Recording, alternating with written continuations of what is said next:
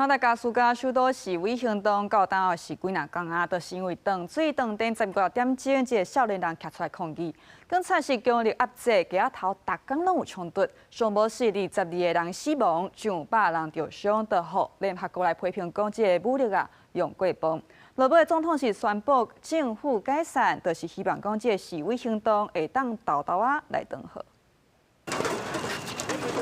大阵的顶部警察向学生一步一步挖紧，写催泪甲树甲无头枪指，抗议学生举标语等石头，个人伫街头用导火连拉阻挡。马达加斯加的首都安塔那那利布，下青年学生因为有10多点钟断水断电，伫安塔那那利布大拍4边示威，对顶礼拜四川高打，今尾是逐天伫首都的街头爆发冲突。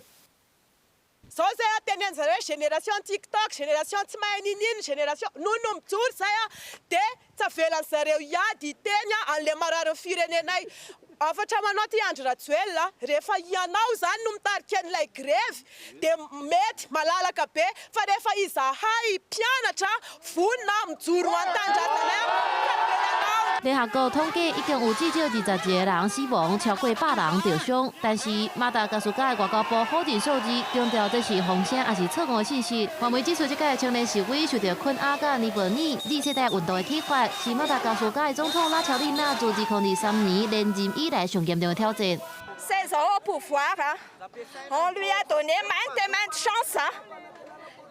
Il nous fait des promesses différentes. Koa noho izany araky ny andininy fa 7-20 ao amin'ny lalam-panorenana dia nanapa-kevitra ao androany nia ampitsahatra nia prime ministre sy ny gouvernementa amin'ny asany.